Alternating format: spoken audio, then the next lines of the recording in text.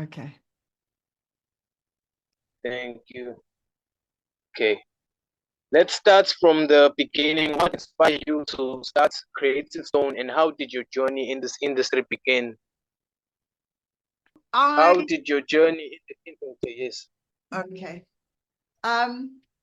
We started Creative Stone 26 years ago, against all odds, because neither of us had a formal business background. I was a trade unionist, a political activist, and journalist, and many other things. And my husband had many trades, but we both didn't have a formal business background. So we started this company, and everybody laughed at us and said, what do these two know about running a company? But within 12 years, we were winning awards. We'd been featured on radio, on TV, in entrepreneur magazines. And so against all odds, we built a company that really had a great name in terms of design and service. So that was the first part of our journey. But then after that, it was pretty much of a roller coaster ride. But that's the story of how we started in the construction sector. On a shed in a field, on a shed in a field with 2 workers. And within a couple of years, we had 150 workers and won many awards. And so that's the story of how we got into the industry. Okay, great, lovely. Because my podcast is based on interviewing entrepreneurs specifically, not about the company or the industry. It's the objective is to share their stories of how they can share advice to the youth or any aspiring entrepreneurs. Yeah. So my first question should be asking about your background. Who is Alison Weihe? Where is she from? And yeah, let's start from there. I think that will be the first question that will bring some. Yes, please. Okay. So in terms of my personal background, I was a political activist for almost 20 years in the anti-apartheid movement. And after that, transitioned into becoming a journalist. After being a journalist, transitioned into being an entrepreneur for 25 years. And then after that, at the age of 60, I transitioned into speaking, writing, and coaching, where I won further awards. So that was the journey from Alison Weihe, growing up in Cape Town, some years in Cape Town as a political activist, then moving to Joburg, carrying on as a political activist, then starting a company with her husband. And then that's been my 26-year journey since then. Fantastic. Congratulations on the success on the company Creative Stone. Hopefully, maybe one day we'll send our CVs in the future and ask for, a raise or a job. So, like, what were some of the biggest challenges? Because you hear most of the time people saying they're going to start their own business, do, whatever the case may be, they'll be instantly rich or successful in their endeavors.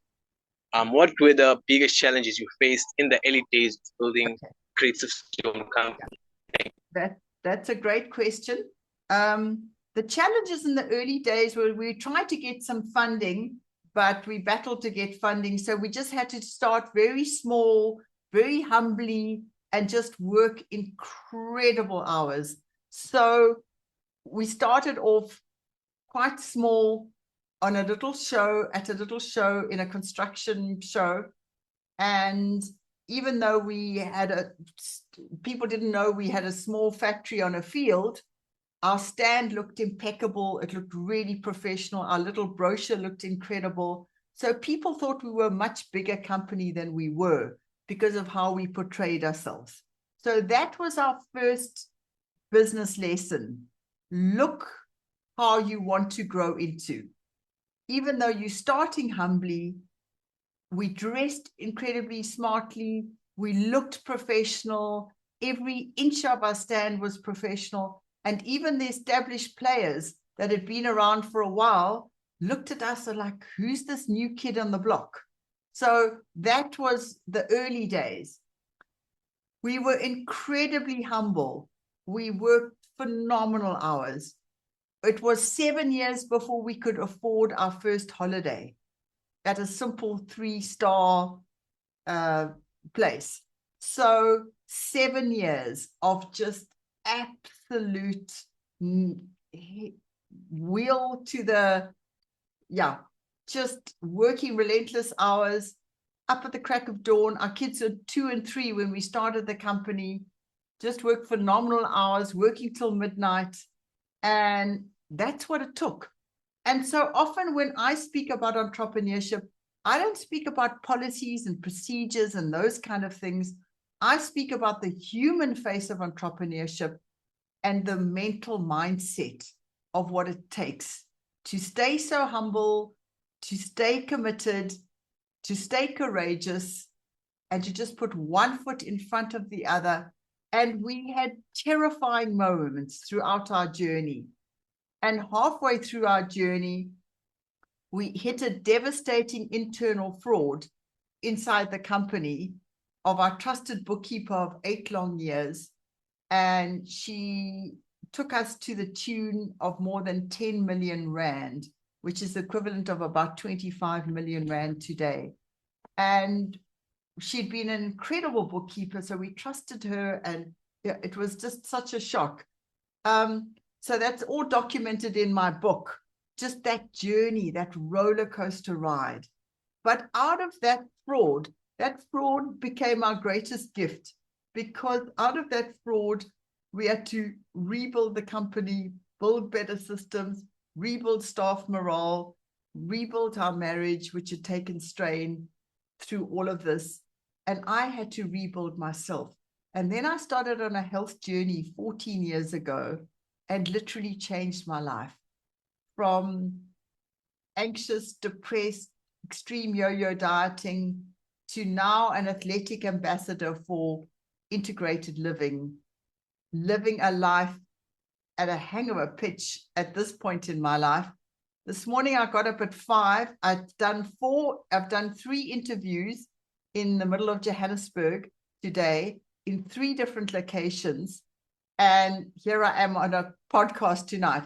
So that work ethic I learned as a political activist in the trenches. And people say to me, Ali, you in your mid-60s, how come you working so hard?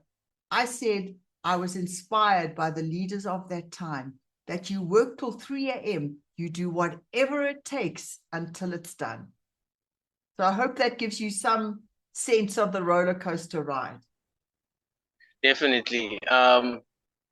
I recently had an interview before interviewing Mrs. South Africa semi-finalist, I think yesterday. You're telling me about getting help by your bookkeeper. So I was listening to this dope interview with I think it's Paniel the Black Pen. It speaks about the when you get stuck on the side of the road. This is what he says, the interviewee. When you get stuck on the side of the road, get out of your own car, because you'll be surprised to see how many people will pass by and start pushing because they say you're pushing. Right. So congratulations on your success. I'm inspired to even and have the privilege to actually speak to Mrs. Weihe. Yeah, That's the and also there's this great book referring it to. If you haven't read it, I think I've been given it to by Sarah Collins, which is the founder of Wonder Bag. I went to a home. It's a dope place. Great human being, very special. Yeah. She gave me the book about it's giants versus it's giants and Goliath, David and Goliath. I think it's Mac Gladwell. Yes, I think that's the art of it. Yeah, it talks about the resources and the disadvantages of being an David versus a Goliath. You might think you're so big, but when the David is coming at you, right? When David is coming at you, you won't notice the resources, the little resources he has to defeat Goliath. That's like Blockbuster and Netflix. Yeah. Yeah. Okay, did you have any defining moments where you knew Creative Stone was going to be a success? Let's just get to the haha moment when you're like, oh yeah, this is working. Okay. I think one of those moments was in 2008. We started in 1998 when we won the top design show in the country. A small paving company winning the top design show in the country against much bigger stands. And we won the top award, as well as we were featured on Top Billing for a half-hour program on our company, filming at our home, filming at our offices, and filming on the stand where I was interviewed on the stand. So that was a pivotal moment, because up and then people just thought, oh, we're this little company. And then my clients started to say, oh, Ellie, I saw you on TV. And it completely changed people's perception of us. So we weren't anymore a paving company. We were a design and excellence company. That's how the perception shifted.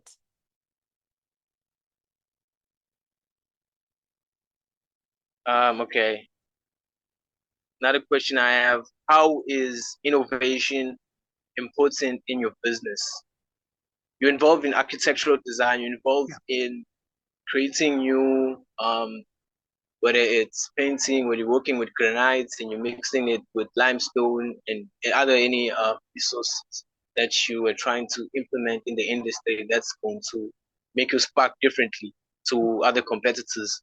Yeah. Yes, how is innovation important in your structure and business planning? Yeah.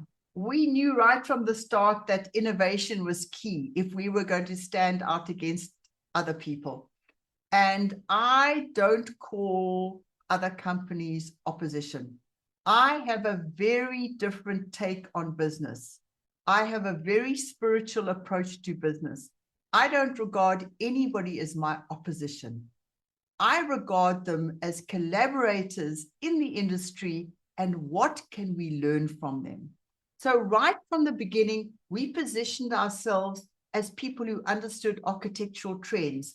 So once the company was more successful and stable, we traveled to many places in the world to study the top global leaders who were doing work in our industry, as well as architectural trends. What were the trends in Australia? What were the trends in Europe? What were the trends in America? What were the trends in England? And so I became a thought leader on architecture and trends, and I would speak at events on architectural trends. So that positioned us as a company way beyond products. So I think that's a word to young entrepreneurs.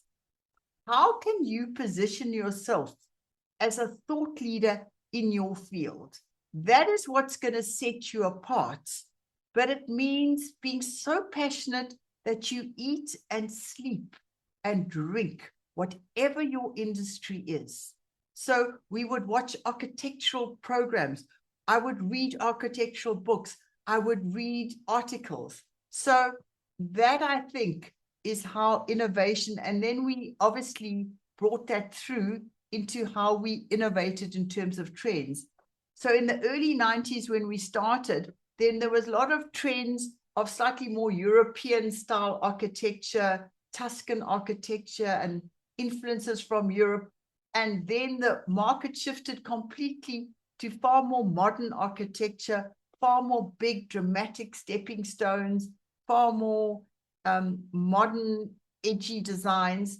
So in every industry, you have to be aware to be ahead of the game so that you can predict trends and so that you can adapt and innovate around that. I hope that sort of answers the question. Definitely, you spoke about trends. Yeah, I also listen to most podcasts but silly podcasts that I won't mention in the show. Spoke about Facebook ads, TikTok ads, things that are coming out that are just shaping the digital world very differently and especially So just right before we go in depth with you telling us about Creative Stone, just give us an advice as aspiring entrepreneurs that are looking to break into competitive industries like yourself. I didn't Advice, quite am I get the audible? question. Advice? For aspiring entrepreneurs that are looking to break barriers. Barriers. I think it's all The audio is about, not. so in terms of breaking barriers, we broke barriers in different ways. For example, we were the only company to provide designs at no charge, AutoCAD designs at no charge to our clients for obviously bigger projects, not for tiny projects. And it was unheard of. We're still the only company now in the country who does that with a full design team. And that is our way of giving back, because we were always about service, not about selling. We started this company not to make money, but to serve and to provide excellence in our industry. And so many young entrepreneurs, I find, start companies thinking, oh, when I'm successful, I'm going to get that car, I'm going to get that house, I'm going to get that. That is not about serving. That's about serving yourself. And that's why I believe our company has been successful, because we were always there to serve, not to sell. And so when you come to our showroom, you see right from the outside, even the verge outside is beautifully landscaped, even before you get to the gate. Then you drive through the gate, it's beautifully landscaped, most beautiful classical garden with fountains before you even get to the reception. Then there's a whole display area that you can walk through. So coming to our showroom becomes an immersion. It becomes an experience. The staff are lovely. They all want to be there. They love our company. We're a little family. We care about one another. It's not about making money. It's about being a great company, looking after our staff, looking after all the workers we employ, and making a difference in this country. And I think that's a very important mindset for young entrepreneurs. Thank you so much for that. So what role did mentors, or do you have any mentors in your journey? In my entrepreneurial journey, I was mentored by many other people, and I in turn mentored my staff. My passion was to grow people. And in my speaking, writing, and coaching journey, I've also been mentored by a huge amount of people. And that's why I give back in mentoring. In fact, I'm a nominee in the coaching and mentoring category of Women of Stature South Africa, because I love mentoring and giving back so much. It's the reason why I get out of bed in the morning, is to make a difference in this country. So yeah, that is my passion.